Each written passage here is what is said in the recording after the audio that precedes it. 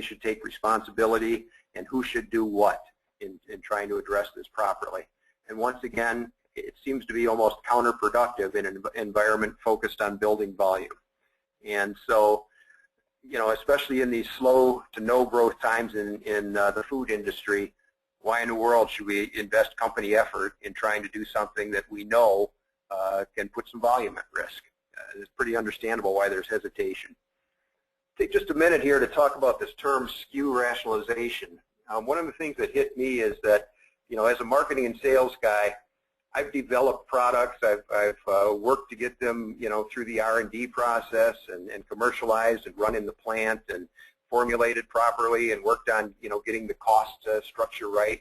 And you know, when you're developing and introducing products, they're kind of your babies and your kids, and you nurture them and you welcome them to your family of products.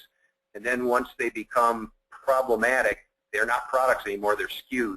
So people talk about these as SKU rationalization products. And, you know, I guess frankly that's almost offensive to a sales and marketing guy. So that's why the process that we're about to talk about, I don't call it SKU rationalization, I call it product line optimization. Because ultimately that's really what we're talking about, is optimizing that product line, making it the right size and the right mix of products. So, you know, the result of the way things are typically done today is a lot of frustration. There aren't a lot of initiatives that take place in companies that create more drama and emotion than these SKU rationalization or product line optimization products.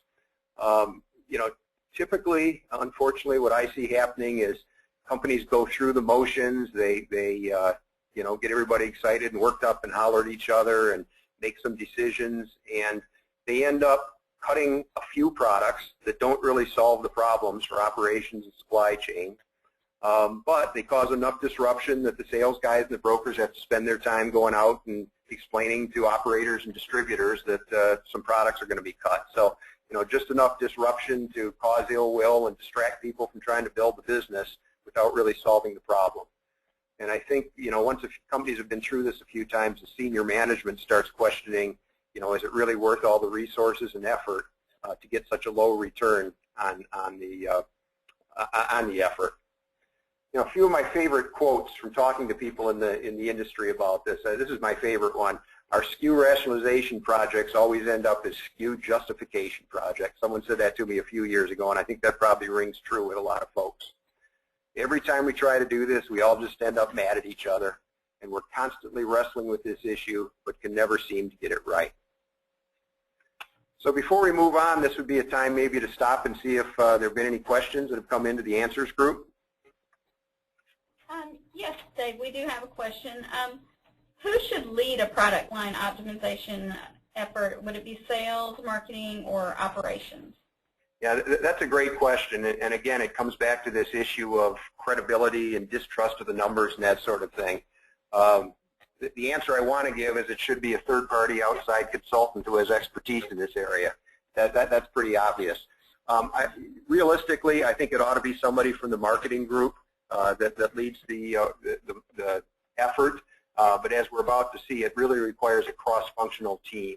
And so it does require a cross-functional team, but I feel it should be led by marketing, who, again, for better or worse, does have responsibility for the composition of that product line. Okay.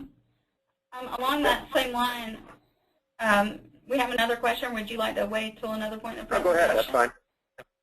What's the best way to create your product line optimization team to keep out those island guards who might try and derail it, make it SKU justification? Yeah, you know, I don't think that's a right-minded approach. I think excluding people from the process is only going to make it worse in terms of their cynicism and distrust, and, you know, they'll never buy into the decision if they've been excluded from the process. So I think, you know, you recognize there are island guards, as you put it, but they've got to be involved in the process. They've got to buy into the process that everybody's following, and they've got to have exposure to the information that everyone's dealing with. So I don't think you keep them out. I think you involve them. Okay, great. Okay, let's move on to the case for doing it right. You know, what is really required is a long-term perspective. Too often, these projects come up as a knee-jerk reaction to a short-term situation. But it's really a discipline that companies need to take on a continuous basis and with a long-term perspective. And the truth is, unless you have capacity constraints, as we said, it's hard to see the financial case for doing this.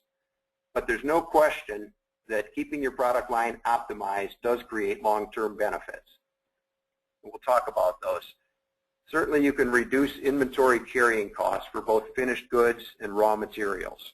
And again, the cost of managing all the complexity of an oversized product line is just really hard to see in a P&L. It's never really reflected in the contribution margin for a given product, which is what a lot of sales and marketing people are used to looking at to try and figure out what's a winner and what it is and what isn't.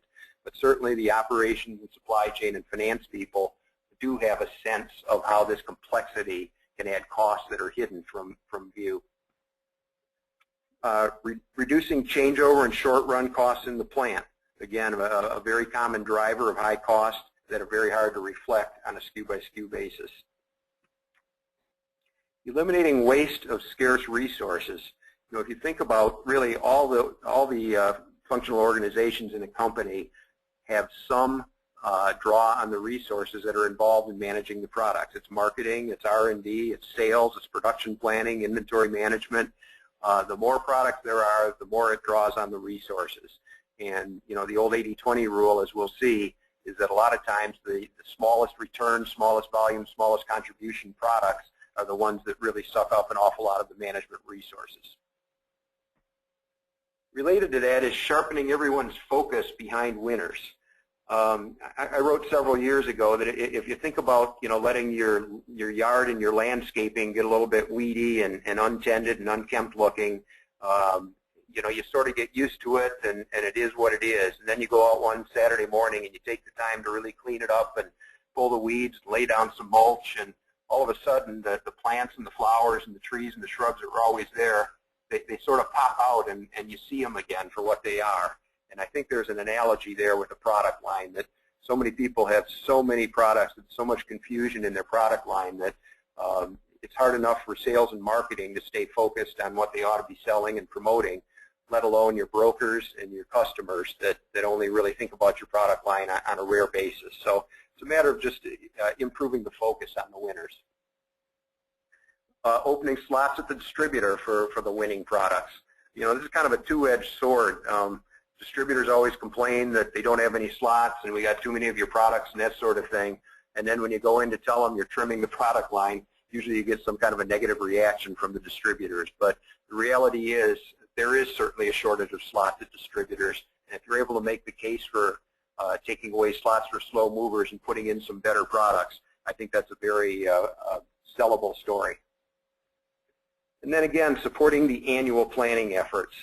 If you can get in the habit of making product line optimization a regular, planned annual review, it produces better results for everybody. Operations and sales can finalize their plans for the year, knowing what products are and are not going to be in the portfolio. Again, when these are done on a knee-jerk reaction in the middle of the year, one of the big responses is, well, I made all my plans based on having these products. Now you're taking them away from me. Are you going to give me relief on making my number? Probably not. So if it can be done as part of the annual planning process, it becomes much more seamless. So what are the keys